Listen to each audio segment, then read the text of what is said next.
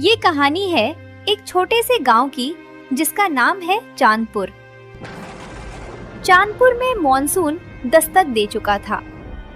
गांव में आज सुबह से ही बारिश हो रही थी। उस बारिश के बीच अजित अपनी पत्नी कुंती के साथ अपने गांव चांदपुर लौट रहा था। आज कितनी अच्छी बारिश हो रही है हमारे गांव में। इस बारिश से गांव के खेत हरे भरे हो जाएंगे। खेत तो हरे भरे हो जाएंगे, लेकिन घरों की छतों से तो पानी टपकना शुरू हो जाएगा। अरे बारिश में इतना तो चलता है, कुछ दिन की ही तो बात है। बारिश हमेशा थोड़े ही ना होती है। ऐसे ही बातें करते हुए दोनों अपने घर में आ जाते हैं।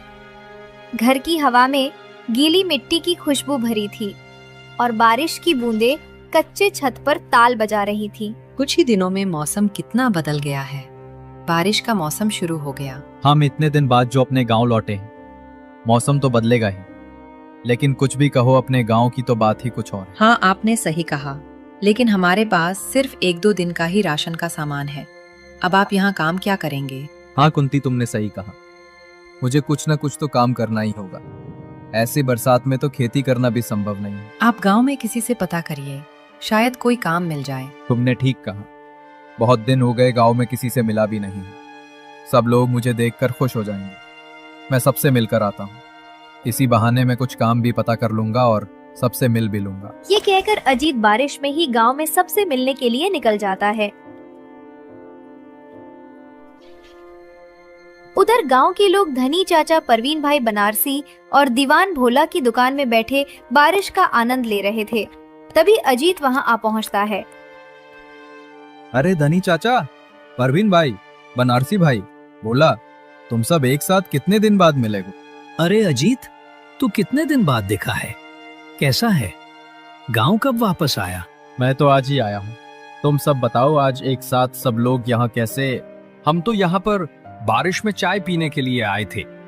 अब तू भी आ गया, अब बातें करने में मजा आएगा। और सुना, क्या हाल है? और तो सब ठीक। मैं भी घर आया था तो सोचा गांव में सबसे मिलकर आऊं, तो मैं इधर चला आया। वैसे मुझे काम की तलाश है। इतने समय से गांव में नहीं था तो खेत भी पड़ती पड़ा है, और ऐसी बारिश में तो फसल भी नहीं लग सकता। अब तो कुछ काम ही करना होगा। काम के लिए तुम्हें तो सरपंच जी से बात करनी चाहिए। वो शायद तुम्हें काम दे सकते हैं, वरना ऐसी बारिश में तो सबका काम ठप पड़ा है। ठीक है, मैं कल सुबह ही सरपंच जी से बात करता हूँ। और सुनाओ बनारसी भाई, तुम्हारी फसल कैसी हुई है? अरे अजीत, अभी तक तो सारी फसल अच्छी है, लेकिन शायद ज्यादा दिन अच्छी नहीं रहेगी। ऐसा क्यों बोल रहे हो? क्या हुआ? कल मुखिया जी बता रहे थे कि मौसम विभाग का कहना है कि इस बार बारिश और तूफान बहुत जोरों से होगी। हमें डर है कहीं ज्यादा बारिश हमारे फसलों को नुकसान न पहुंचा दे। अरे बनारसी भाई, बारिश तो हर साल पड़ती है, कभी कम तो कभी ज्यादा। इसमें इतनी चिंता की क्या बात? मैं बताता हूं अजीत भाई, दरअसल चिंता बारिश की नहीं, चांदपुर गांव की बांध में दरारें पड़ गई हैं। पिछले साल भी थोड़ी थी, लेकिन इस बार दरारें काफी बड़ी हो गई हैं। बांध का काम तो ठीक कराने का काम विधायक जी का है। तुम लोगों को तो उनसे बात करनी चाहिए। वही तो गड़बड़ है अजीत भाई। क्यों, क्या गड़बड़ है? मुझे स्पष्ट रूप से बताओ। हम गांव वाले पिछले हफ्ते विधायक जी के पास गए थे। अरे, तुम लोग आज सुबह सुबह यहाँ कैसे? कोई काम है क्या? असल में विधायक जी, गांव के बांध में दरारें आ गई हैं। विधायक जी, दरारें बहुत ज्यादा पड़ गई हैं। अगर इस बार बारिश होगी तो वो बांध बारिश का पानी नहीं रोक पाएगी, और यदि बांध टूट गया तो हमारा गांव और फसल सब जलमग्न हो जाएगा। हाँ, तो मैं क्या करूं? आपने कहा था ना कि इस साल बरसात के मौसम से पहले बांध की मरम्मत कराएंगे। ये क्या बोल रहा है तू? मैंने ऐसा कब कहा था? और अगर बोला भी था तो अभी बांध नहीं ठीक हो पाएगा, क्योंकि मैंने कागज भेज दिया है, अभी तक बचत नहीं आया है। जैसे ही खाते में बचत आ जाएगा, मैं बांध का मरम्मत करवा दूंगा। विधायक जी, आपने कुछ महीने पहले ही कहा था कि बांध की मरम्मत करवाएंगे, और आप इतना जल्दी भूल गए। तुम सबको मालूम नहीं है कि बांध का मरम्मत करवाने में कितना पैसा लगता है। पता भी है तुम्हें, बरसात के मौसम में मेरा सारा काम रुका पड़ा है। तुम लोगों को क्या मेरे पास पैसों का पेड़ नजर आता है? मैं बांध की मरम्मत नहीं करवा सकता। अजीत भाई, अब आप समझे कि गांव वाले क्यों उदास है। विधायक जी वादा करके कैसे मुकर गए, अब क्या होगा? अब क्या, अब तो सब ऊपर वाले के हाथ में है। अरे तुम लोग चिंता मत करो, ऊपर वाला सब ठीक कर दे। ऐसे ही बातें करते करते समय बीत जाता है। अच्छा भाइयों, अब मैं चलता हूँ, कल फिर मिलेंगे। इतना कहकर अजीत वहां से अपने घर जाने के लिए निकल पड़ता है। वह घर जाकर सारी बात अपनी पत्नी को बताता है। कुंती, हमारे गांव के मुखिया जी ने इस बार शहर के मौसम वैज्ञानिक से पता करा है कि इस बार हमारे गांव में बहुत ज्यादा तूफानी बारिश होगी। और बनारसी बता रहा था कि चांदपुर गांव के बांध में दरारें आ गई हैं। अरे, तो बांध के देखरेख का काम तो विधायक जी का है। लोगों ने उनसे कहकर बांध ठीक क्यों नहीं कराया? सब लोग बांध की मरम्मत की बात करने के लिए विधायक जी के पास गए थे, लेकिन विधायक जी ने मरम्मत करवाने को साफ इनकार कर दिया। सभी गांव वाले इस बात को लेकर बहुत चिंता में हैं। अगर ये बारिश नहीं रुकी तो हो सकता है इस बार हमारे गांव में बाढ़ आ जाए। अगर ऐसा हुआ तो सबके घर और खेत बर्बाद हो जाएंगे। अब जो होगा देखा जाएगा, तुम चिंता मत करो। आपको कुछ काम मिला कि नहीं? परवीन बता रहा था कि गांव में सिर्फ सरपंच जी के पास काम मिल सकता है। मैं कल सरपंच जी से जाकर बात करूंगा। ऐसे ही बातें करते करते रात हो जाती है। अजीत और कुंती सो जाते हैं। पूरी रात बारिश ऐसे ही लगातार होती रहती है। अगली सुबह अजीत उठकर देखता है कि बारिश अभी भी नहीं रुकी है। लगता है मुखिया जी की बात सच है, अब ये बारिश नहीं रुकेगी। अरे कुंती, बारिश अभी तक हो रही है, लगता नहीं कि अब ये रुकेगी। अच्छा, मैं बाहर जाकर बाकी सबसे मिलता हूँ, शायद गांव के भले के लिए कुछ उपाय पता चले, और वहीं से मैं काम के लिए सरपंच जी से मिलने के लिए निकल जाऊंगा। बाहर तो बहुत बारिश हो रही है, संभाल कर जाना। अजीत बारिश में ही बाकी सब गांव वालों से मिलने के लिए जाने लगता है। आज फिर सुबह से ही सभी लोग भोला की दुकान में इकट्ठा हो गए थे। तभी अजीत वहां पहुंचता है। अरे भाइयों, कैसा हाल है? सब ठीक तो है ना? बारिश तो रुकने का नाम ही नहीं ले रही है। हाँ अजीत भाई, सब ठीक है। सब बारिश को लेकर बहुत चिंता में आ गए हैं। लगता नहीं है कि ये बारिश रुकेगी। हाँ, वैसे किसी ने बांध के बारे में कुछ पता करा? बांध की दरारें तो बड़ी नहीं। आज सुबह ही 2 लोग बांध की हालत देखने गए थे। अभी तक तो सब ठीक है, लेकिन आगे कब तक ठीक रहेगा कुछ पता नहीं। अभी तक बांध ठीक, लेकिन फिर भी सड़कों और खेतों में पानी भर रहा है। अगर बांध टूट गया तो क्या होगा? अब जो होगा देखा जाएगा। अच्छा, अब मैं चलता हूँ, मुझे सरपंच जी के पास काम के बारे में पता करने जाना है। अगर कोई काम मिल गया तो अच्छा रहेगा, वरना ये बारिश तो हमें कहीं का नहीं छोड़ेगी। ऐसा कहकर अजीत बारिश में ही वहां से सरपंच के घर जाने के लिए निकल जाता है।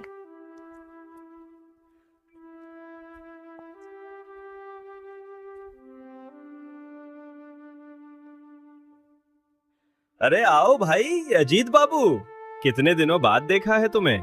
गांव वापस कब आए? जी सरपंच जी, बस कल ही आया हूँ शहर से। और सुनाओ अजीत भाई, यहाँ कैसे आना हुआ? जी, मुझे काम की तलाश थी। जब मैं कल गांव के लोगों से मिला था तो उन्होंने बताया कि ऐसी बारिश में तो सिर्फ आपके ही पास काम मिल सकता है, तो मैं यहाँ चला आया। अच्छा, तो तुम काम के लिए यहाँ आए हो। देखो अजीत भाई, बारिश का असर जैसे और लोगों के काम पर पड़ा है, वैसे ही मेरे काम पर भी पड़ा है। ऐसी बारिश में सारा काम रुका हुआ है। मैं तुम्हें काम पर नहीं रख सकता। अरे सरपंच जी, ऐसा मत कहिए, आपका तो इतना बड़ा कारोबार है, आपके पास कोई ना कोई काम तो होगा ही। सरपंच जी, ऐसा मत कहिए, आप ही मेरी आखिरी उम्मीद हो। अजीत के लाख कोशिशों के बाद भी उसे काम नहीं मिलता है और वो निराश होकर वापस चला जाता है।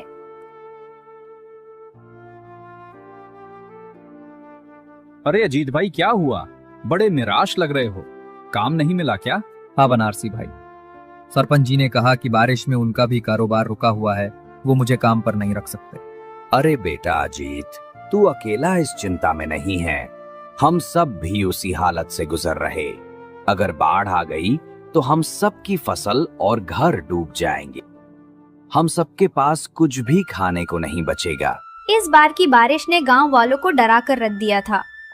अगर बारिश ज्यादा हुई तो भी नुकसान होना तय था, और अगर कम हुई तो भी। तभी बारिश में एक आदमी वहां आता है। अरे हरी चाचा, गांव के बांध से पानी चूना शुरू हो गया है। थोड़ी ही देर में पानी गांव में घुसने लगेगा और हो सकता है कि बांध टूट भी जाए। सभी लोग ये बात सुनकर और भी चिंता में आ जाते हैं। जिसका डर था वही हुआ। अब हम क्या करेंगे धनी चाचा? अब हम सब लोगों को गांव को जितना जल्दी हो सके खाली करना होगा। इसी में हम सब की भलाई है। ठीक है धनी चाचा, लेकिन हम सब गांव को छोड़कर कहाँ जाएंगे? हमें अब जंगल में ही जाना होगा। इसके अलावा हम कर भी क्या सकते हैं? इस बाढ़ में डूबकर मरने से तो जंगल में रहना बेहतर है। सभी लोग जंगल की ओर जाने लगते हैं। अजीत अपनी पत्नी कुंती को साथ लेने के लिए अपने घर जाने लगता है।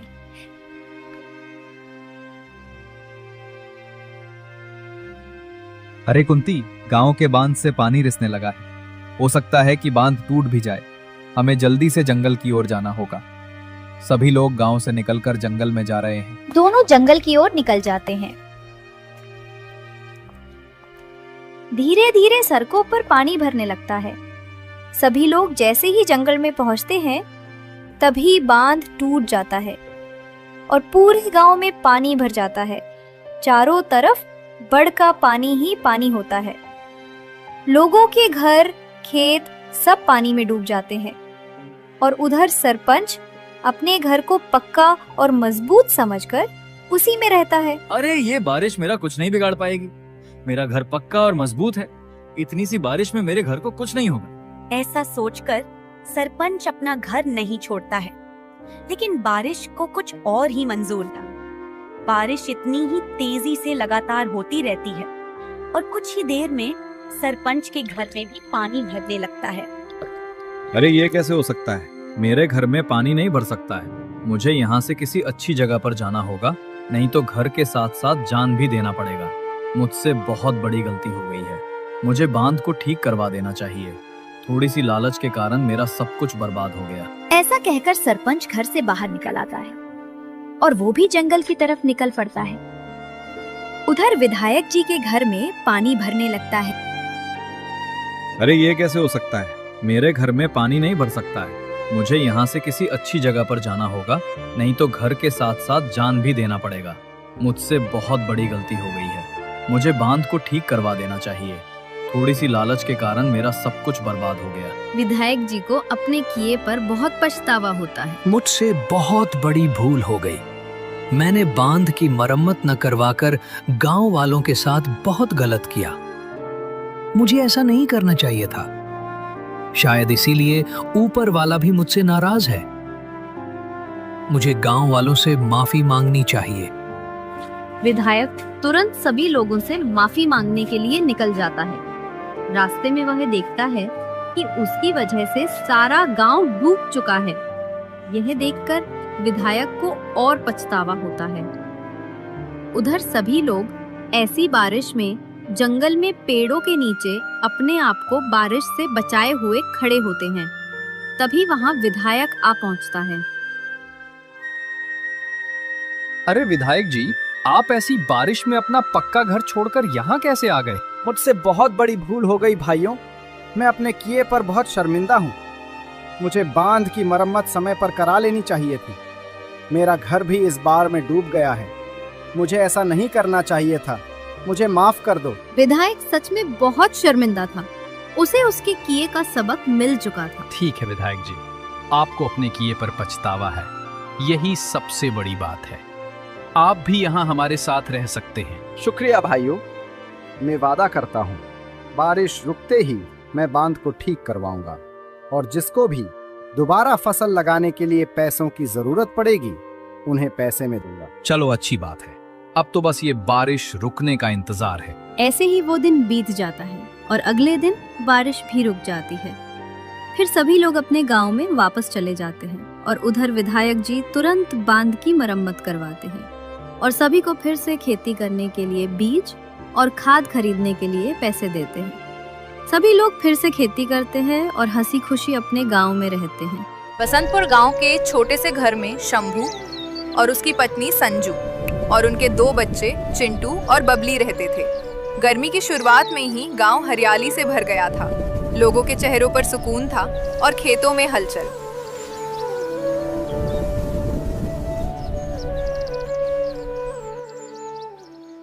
लगता है इस बार गर्मी कुछ ज्यादा ही मेहरबान है। अब तक तो लू चलनी शुरू हो जाती थी। सच कहा आपने। पानी भी अभी तक ठंडा मिल रहा है। लगता है कुआं इस बार देर से सूखेगा। ठंडी हवा चल रही है। खेत में भी फसलें ठीक दिख रही हैं। शायद इस बार अच्छा मौसम हो। माँ, आज स्कूल जाने में मजा आएगा। आज तो ठंडी ठंडी हवा चल रही है और हमारे आम का पेड़ भी फूलों से भर के आया है। बस अब जल्दी आम लगे। देखा, जब मौसम अच्छा हो तब बच्चों का मूड भी खिला रहता है। बस भगवान यही हाल बनाए रखें। गर्मी में खेतों की रखवाली आसान नहीं होती। पिछले साल तो झुलस गए थे हम सब। इस बार समय रहते पानी भी जमा कर लेंगे। पुराने तालाब का ख्याल रखना होगा। अगर पहले से तैयारी करेंगे तो बाद में हड़बड़ी नहीं होगी। आज स्कूल से आने के बाद हम सब आम के बाग चलें। बिल्कुल, आज दोपहर तक खेत का काम निपटा दूंगा, फिर चलेंगे। चिंटू सबसे ऊंची आम तोड़ेगा और मैं उसे पकड़ूंगी जब वो गिरने लगेगा। खुश रहो तुम सब, ऐसे ही हंसी खुशी से जीते रहो। पर किसी को अंदाजा नहीं था कि ये सुकून जल्द ही एक तपते तूफान में बदलने वाला है। कुछ ही दिनों में गांव की वो हरी भरी सुबह तपती दोपहरों में बदल गईं। सूरज अब मेहरबान नहीं रहा और प्रकृति की शांति बेचैनी में बदलने लगी। खेतों की मिट्टी दरकने लगी और पसीने की बूंदें चिंता में बदलने लगी। अरे जी, आज तो जैसे सूरज आग बरसा रहा है, शरीर जैसे तंदूर में हो। खेत में एक पल खड़ा रहना भी मुश्किल हो गया है। लो, पानी पी लो। बाहर की गर्मी देखकर तो डर लगने लगा है। बच्चे भी स्कूल से आकर सीधे चुपचाप लेट गए हैं, बिल्कुल थके हुए। फसलें मुरझा रही हैं और खेत की मिट्टी हाथों में जैसे राख बन के उड़ रही है। अगर यही हाल रहा तो... मत बोलो ऐसा संजू, ऊपर वाला सब देख रहा है। शायद कुछ करुणा दिखाए। माँ, आज स्कूल में पानी खत्म हो गया था। टीचर ने बोला कि अब हर बच्चा खुद की बोतल लाए। घर का पंखा तो गर्म हवा देने लगा है। सबके चेहरे ऐसे लाल थे जैसे बुखार हो गया हो। हे भगवान, इन बच्चों की क्या हालत हो गई है गर्मी के कारण। अब मैं स्कूल नहीं जाऊंगा। माँ, बहुत गर्मी है और पीने का पानी भी नहीं है। बेटा, पढ़ाई बंद नहीं करनी चाहिए, लेकिन हम कुछ न कुछ करेंगे। क्या हम गांव छोड़ देंगे पिताजी? कहीं और जाएंगे जहाँ ठंडक हो? नहीं रानी, ये घर हमारा है। भागने से कुछ नहीं होगा, हमें कुछ करना होगा। शायद अब वक्त आ गया है कि गांव वाले सब मिलकर कुछ बड़ा करें, नहीं तो ये गर्मी हमें खत्म कर देगी। गांव में सिर्फ पसीना नहीं बह रहा था, अब भरोसा भी बहने लगा था। लेकिन जहाँ भरोसा टूटता है वहाँ कभी कभी हिम्मत जन्म लेती है। अब गांव के कुएं की गहराई भी कम होने लगी थी। हर दिन एक ही सवाल था, आज पानी मिलेगा या नहीं। गर्मी अब केवल मौसम नहीं बल्कि गांव की हर सांस पर भारी पड़ने लगी थी। अरे बहन, अब तो कुएं की तली दिखाई देने लगी है। लगता है कुछ दिन में बाल्टी भी सूखी ही निकलेगी। कल तो हमें एक बाल्टी भी नहीं मिली। 4 घर खाली लौटे। बच्चों को ना नहलाया ना खाना पकाया।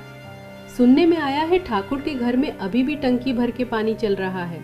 ये कैसा इंसाफ है। इतना कहकर वो महिलाएं अपने अपने घर चली जाती हैं। जब संजू घर पहुंचती है तो उसका पति कहता है, संजू, हमें एक दूसरे से लड़ने के बजाय मिलकर सोचना होगा।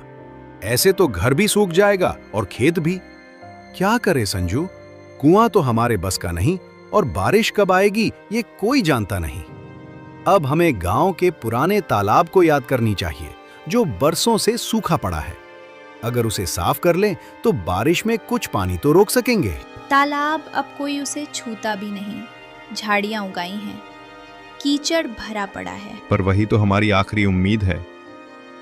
अगर हम मर्द और गांव की औरतें ठान लें तो पीछे नहीं हटेंगे। बच्चों का भविष्य हमारे हाथ में। बात तो सही है, कुछ तो करना ही होगा।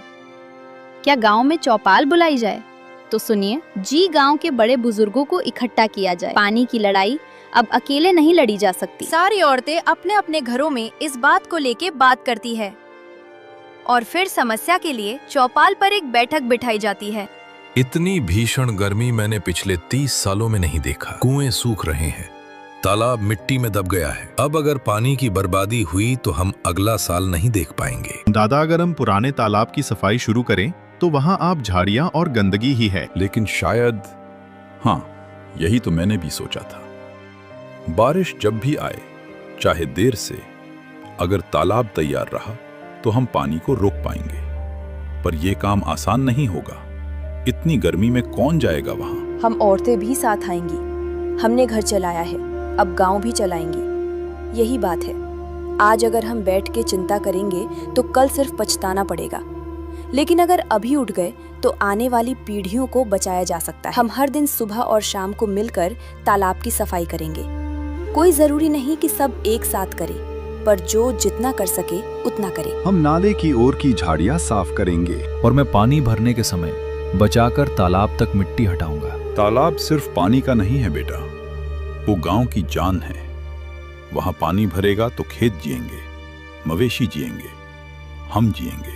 चलो, कल सुबह सूरज उगने से पहले हम सब तालाब पर मिलेंगे। जो हो सकेगा करेंगे। गांव अब जाग गया है। अब गर्मी नहीं, मेहनत बोलेगी। जहाँ संकट होता है वहाँ समाधान भी जन्म लेता है। गांव अब एक हो चुका था और तपती गर्मी के बीच मेहनत की मिट्टी में उम्मीद की नमी महसूस होने लगी थी। हम ये सब क्यों कर रहे हैं? इतनी गर्मी में यहाँ काम करना बहुत मुश्किल है। बेटा, हम ऐसा कर रहे हैं ताकि जब बारिश आए तो उसका पानी बाहर ना बह जाए। इसलिए ये तालाब उस पानी को रोकेगा बेटा, और ये हमारा भविष्य है बेटा। तो फिर मैं भी मिट्टी निकालूंगी ताकि हमारी गायों को पानी मिले और हमें आम खाने को मिले। आज तक तो सिर पर बोझ ही उठाया है, अब लगता है हम उम्मीद भी उठा रही हूँ। आज फिर वही गांव दिख रहा है जो बरसों पहले था, जहाँ सब मिलकर खेत जोतते थे। अब सब मिलकर पानी उगा रहे हैं। अभी तो बस शुरुआत है। अगर हमने 2 दिन ऐसी ही मेहनत की तो पूरा तालाब चमक जाएगा। गर्मी अब भी है, मगर डर नहीं लगता। अब हम अकेले नहीं हैं। जब पहली बारिश की और ये तालाब भर जाएगा, तब समझना ये हर बूंद हमारी मेहनत से आई है। गर्मी अभी थी, लेकिन अब डर नहीं था, क्योंकि गांव अब एक था, तैयार था संघर्ष के लिए। और हर कुदाल की चोट सिर्फ मिट्टी पर नहीं, हालात पर पड़ रही थी, और हर टोकरा उम्मीद की ईंट बन रहा था। दिन बीते, हफ्ते गुजरे। तालाब तैयार था, लेकिन बारिश नहीं आई। हर आंख आसमान की ओर थी। गर्मी अब चुनौती नहीं, परीक्षा बन चुकी थी। ए जी, कब बरसेंगे ये बादल? तालाब सूखा है, खेत प्यासे हैं, बच्चे बेचैन हैं। अब तो मन भी सूखने लगा है। बरसेगी संजू, ये मेहनत बेकार नहीं जाएगी। हमने मिट्टी में पसीना मिलाया है, ऊपर वाला उसकी कीमत जरूर देगा। माँ देखो, बादल गरजे, सुनो ना, क्या सच में बारिश आएगी या फिर ये भी झूठा सपना है? हे भगवान, अब और इंतजार नहीं होता। अब तो इन बादलों से ही आस है। जब धरती माँ पुकारती है तो बादल खाली नहीं जाते। यह गरज बरसात की पहली आवाज है। देखो, वो कोने से काले बादल उठ रहे हैं। हवा की खुशबू भी बदल गई है, मिट्टी भी महक रही है। पिताजी, पानी आएगा ना? तालाब भर जाएगा ना? हाँ बेटा, यही पल है। ये हमारी मेहनत की फसल। इस बार आई बारिश हमारे बच्चों की मुस्कान बनकर। आसमान काला होता है, तेज हवाएं चल रही होती हैं, फिर बूंदें गिरती हैं, तालाब में पानी भरने लगता है, बच्चे नाचने लगते हैं, महिलाएं खुश होकर आसमान की ओर हाथ फैलाने लगती हैं। आखिरकार इंतजार खत्म हुआ। बादल गरजे, बूंदें गिरी और तपती धरती की गोद फिर से हरी होने का वादा करने लगी थी। मेहनत की बूंदें अब आसमान से गिरने लगी थी। देखो संजू, हमारी मेहनत रंग लाई। ये सिर्फ बारिश नहीं है, ये हमारी जीत है। अब खेत भी मुस्कुराएंगे और हमारे बच्चे भी। आज गांव वालों ने साबित कर दिया, अगर हम एक हो तो आसमान भी झुकता है। गर्मी का कहर थमा नहीं था, लेकिन गांव अब बदल चुका था। ना केवल तालाब भरा, बल्कि भरोसा भी। ये कहानी उस संघर्ष की है जहां धूप से डरने के बजाय लोग मिलकर छांव बनाते हैं। अब तुम गर्मी से नहीं डरोगे। तुम सीख गए, जब साथ हो तो सूखे मौसम भी हरियाले बन सकते हैं। दोस्तों, अगर आपको हमारी ये कहानी अच्छी लगी हो तो हमारे चैनल को सब्सक्राइब करना मत भूलना। मिलते हैं अगली वीडियो में, तब तक के लिए बाय बाय।